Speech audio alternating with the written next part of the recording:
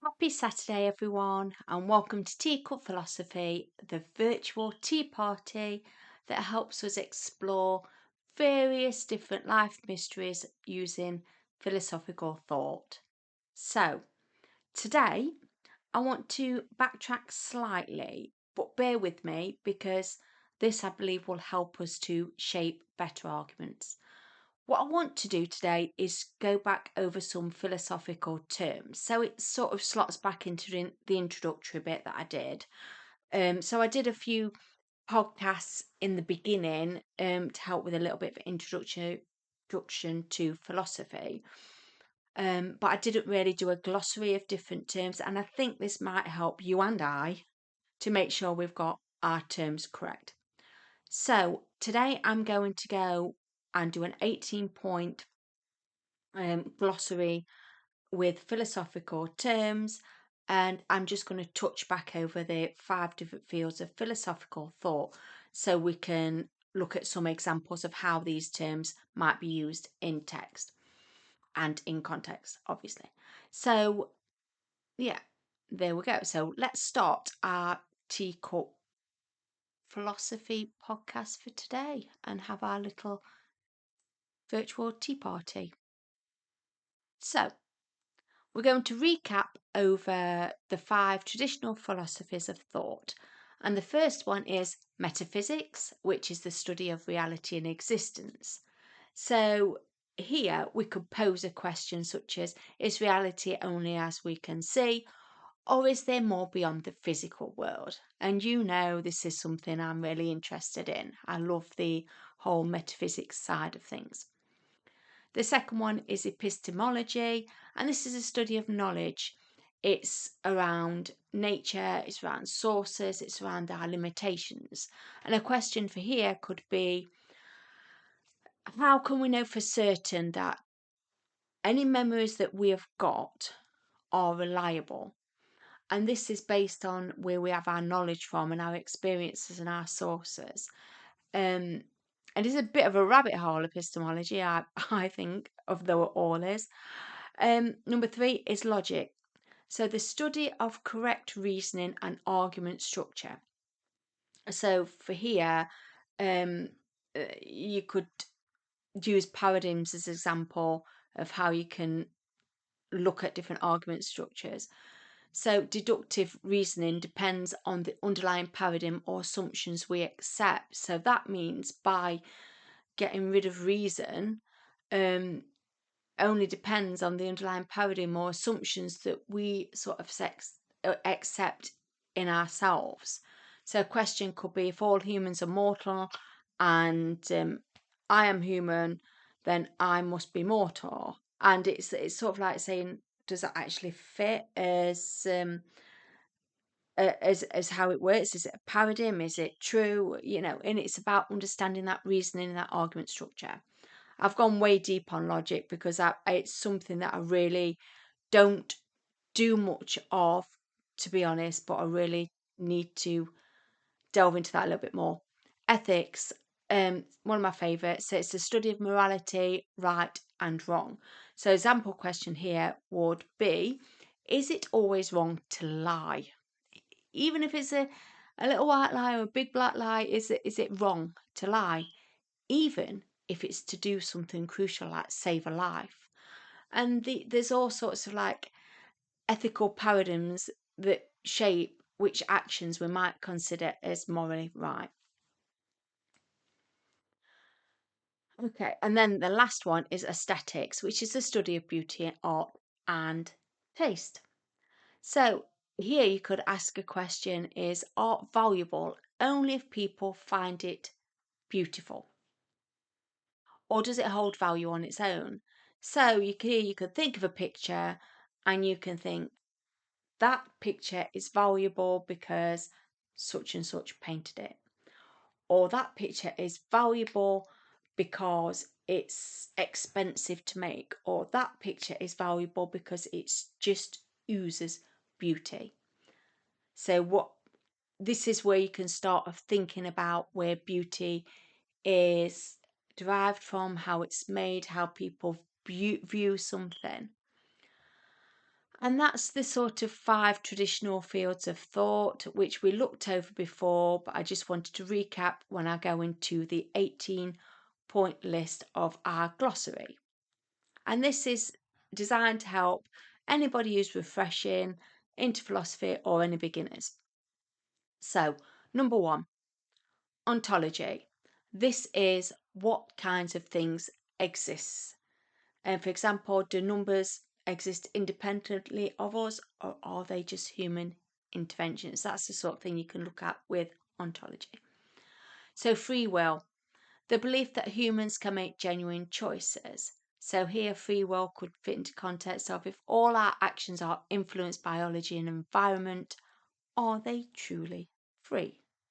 Here's a question for you, and that's a metaphysics, ethics sort of question. Number 3, determinism. The idea that all events are caused and are inevitable. So here, if determinism is true, can we hold people morally responsible? Something to think about in metaphysics, ethics. Number 4, dualism. The mind and body are separate. So this belief that the mind and body are 2 separate entities. And a question could be, is consciousness something science can fully explain, or does it exist beyond the brain? And this again is another metaphysics question. Okay, so now we're going into materialism, which is the suggestion that only physical matter exists. So are love and emotions just chemical reactions in the brains? You may wonder. And this falls under metaphysics. That's a question to consider, by the way. Number 6, epistemology. Damn it, I never say that right straight time, the first time. Study of knowledge, its nature and its limits. So how can we know for certain that our memories are reliable? And this is, it's about knowledge, it's about understanding. Where do we find our truths? And are things completely reliable even though we believe them to be true? That's food for thought there. So number 7, empiricism. So knowledge comes from experience and senses. So this comes from more unscientific research. So can we ever know something without experiencing it directly? So that's a question you might want to think about when looking at empiricism. Number 8, rationalism. Knowledge comes from reason and intellect. So here we can ask the question, can pure reason prove truths about the universe without observation? So that's sort of like it's what we know through what we've learnt through science and reasoning over time. Priori, number 9, knowledge independent of experience. So how can we know all triangles have 3 sides without measuring them? Is a question you might want to think about when looking at this, when looking at a priori. So this is how it might be in context to this sort of question. And this would fall under epistemology. Number 10, the opposite is a posteriori. Damn it. A posteriori. Knowledge dependent on experience. So it's the opposite of priori. And you could pose the question here about the heat of water. So would we know water boils at 100 degrees if we haven't tested it? So think about that as a question. This again falls under epistemology, and it's a way of sort of looking at that old rationality question, but looking at it from the sense of a posteriori. So looking at it from, damn it, I can't say that word either. And looking at it from that in context as an opposite to a priori. So number 11, deductive reasoning. From general rules to certain conclusions. So if all humans are mortal, and say, I am a human, must I be mortal?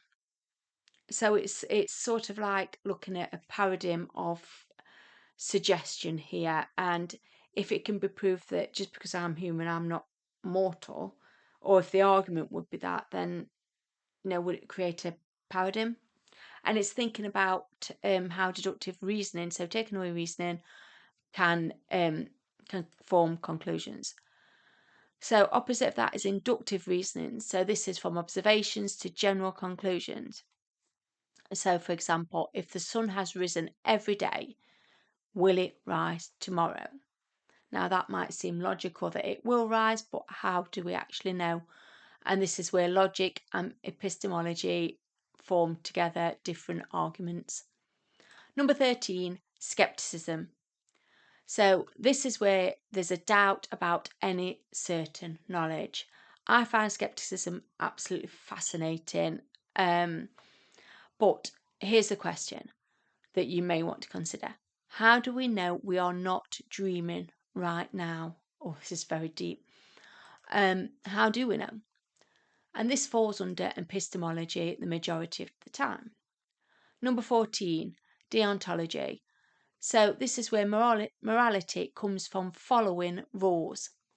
So is it always wrong to lie, even to save a life? So going back to that ethics question. So it's sort of saying that in deontology, the moralities come from set rules from what we know. And this would link to this question here through ethics. 15, utilitarianism. So this is where it's saying morality is about maximising happiness. Should we sacrifice, for example, one person, save many others?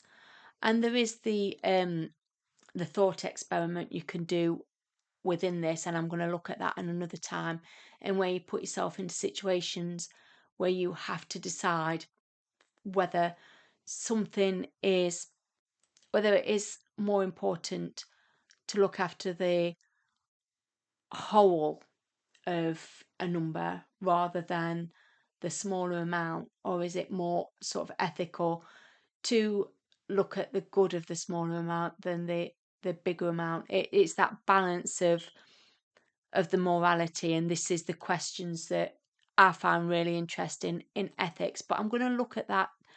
I'm going to look at that sort of thought experiment on another podcast. Number 16, virtue ethics. So morality comes from developing good character. And the question would be here, is it a kind act valuable only if it comes from a kind person? So is it a kind act that makes something valuable only if it comes from a kind person? And I like this question because I like to link it to philanthropy. I've got a whole different podcast I want to do about philanthropy, but are people philanthropic as a question just because they give money away if their values is not really with the reason for them doing it? But I'm going to look at that in another time, but that's virtue ethics, which I think is interesting. Existentialism, which is, again, I probably said that completely wrong because I can never get my teeth in the right way with these long words, but this is the philosophy of freedom, choice, and creating meaning. So if life has no given purpose, is it our duty to create one? And this could fall under ethics and metaphysics. Now, I like a life purpose. I like to think that I have a life purpose, and a lot of people will spend years trying to find their life purpose. But is it actually our duty to create one?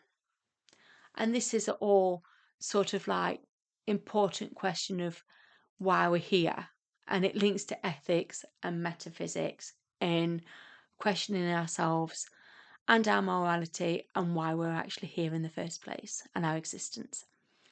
So 18 is the paradigm, and I've used the paradigm here because I think it's It's really important to think about paradigms because we'll come across these a lot when we're looking at philosophical thought.